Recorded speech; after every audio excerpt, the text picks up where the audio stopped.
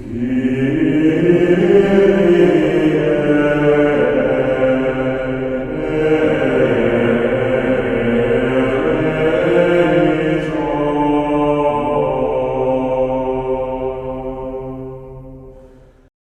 imenu Očeta in Sina in Svetega Duha. Amen. Dragi verniki, vsaka nedelja v času po binkoštih obravnava določeno temo, ki jo prepoznamo iz beril in mašnih molitev. Tema današnje nedelje je Božja pravičnost. To razberemo iz današnjega berila, kjer nas sveti Pavel opozarja na posledice posameznih grehov iz zgodovine Stare zaveze, kako je Bog kaznoval nevero svojega ljudstva, greh nečistosti, godrnjanje Izraelcev proti Bogu, zaradi česar so bili pravično kaznovani. Današnji evangelij pa nam prinaša Gospodovo prerokbo o uničenju Jeruzalema, ki se je uresničila leta 70, ko je rimski vojskovodja, poznejši cesar Tit, oblegal mesto, ga zavzel, porušil in povzročil strašen pokol ter izgnanstvo prebivalcev.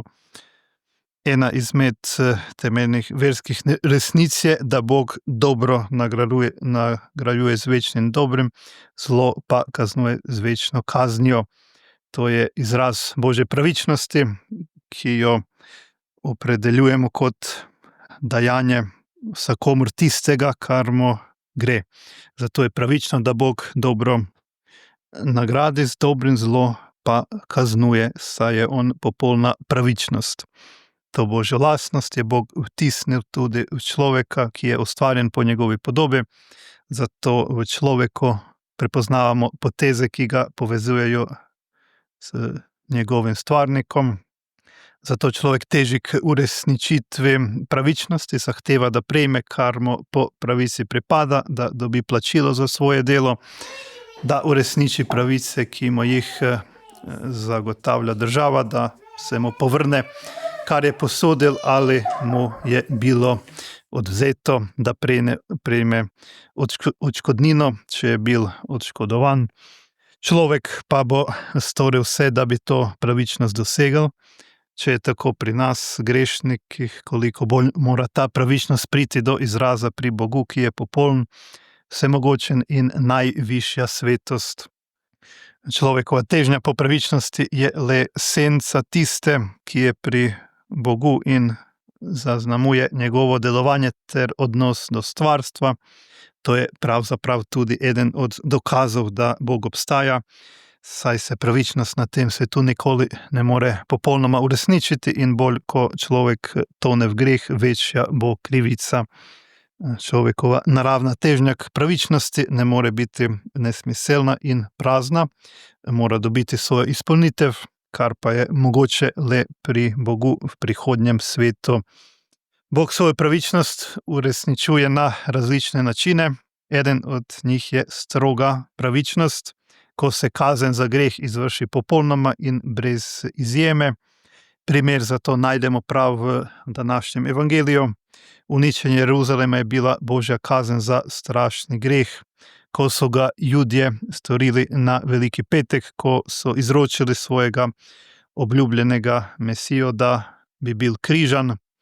Evangelij navaja grozljive besede ljudstva, njegova kri naj pride na nas in na naše otroke. Prevzeli so polno odgovornost za Kristusovo smrt in klicali njegovo kri nase, ne v zveličanje, ampak v obsodbo. Čeprav Jezusa fizično niso ubili oni, ampak rimski vojaki, pa so ga Judje moralno usmrtili s tem, da so ga izročili v križanje. Sveti Avguštin v enem izmed beril bogoslužja velikonočnega tridnevja zanje uporabi besede psalma. Njihov jezik je bil kakor oster meč. Judje so Jezusa ubili s svojim jezikom, ko so prisilili Pilata, da ga obsodi na smrt. Storili so najhujši greh, bogomor, in zato je Bog dopustil, da se nad Jeruzalemom izvrši strašna kazen.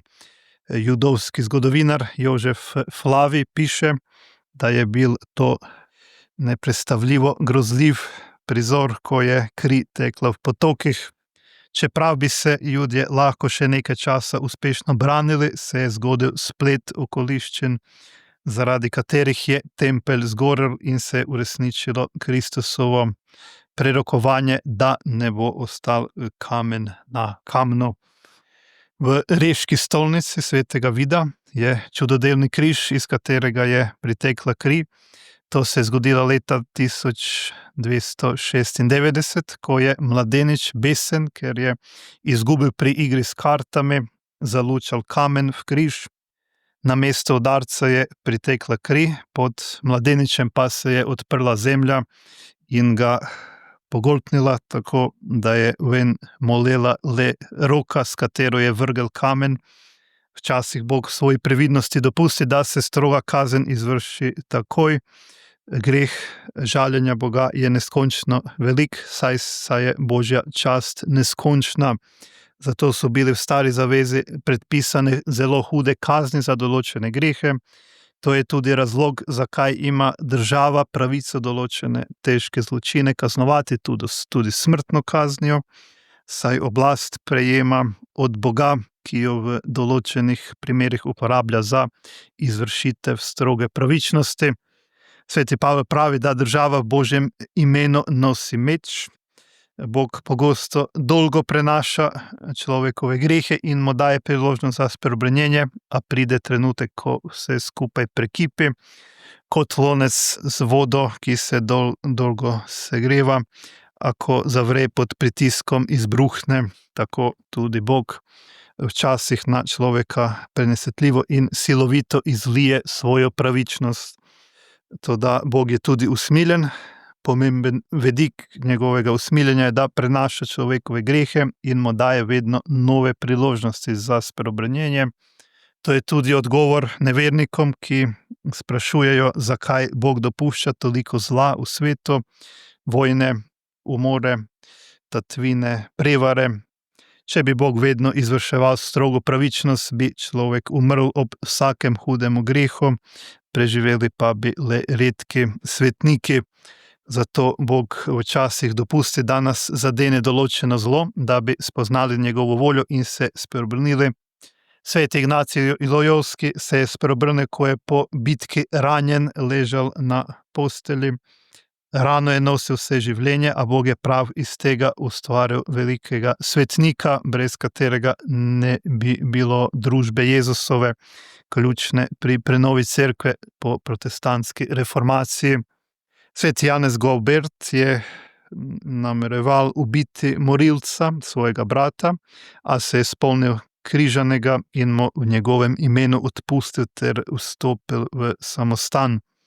Drug razlog, zakaj nas lahko zadene nesreča, je zadoščevanje za grehe, bodisi naše, bodisi naših bližnjih. Sveta Marija Magdalena je vse življenje preživela v pokori in je pogosto upodobljena pod križem, žalostna, z lobanjo v rokah kot znamenje minljivosti. Sveta Marija Egipčanka je v puščavi vse življenje zadoščevala za grehe svoje mladosti. Bog želi molitev svojih vernikov, da bi ublažili njegovo jezo in izprosili usmiljenja za grešni svet. To je povabilo, ki ga prejmemo, ko razmišljamo o Božji pravičnosti, da se zavedamo tudi njegovega neizmernega usmiljenja, ki ga moramo hvaležno sprejeti, saj smo zaslužili kazen, a nam je Bog večkrat podaril novo priložnost, da bi prejeli dar, ki nam ga je Jezus zaslužil s svojo smrtjo na križu. Vzgib za njegovo žrtev je bila ljubezen, po kateri Bog ne želi smrti grešnika, ampak da se spreobrne in živi. Odgovorimo na to ljubezen s lastno ljubeznijo in hvaležnostjo, da nas njegovo usmiljenje vedno spremlja in vodi v večno življenje. Amen. V imenu Očeta in Sina in Svetega Duha. Amen.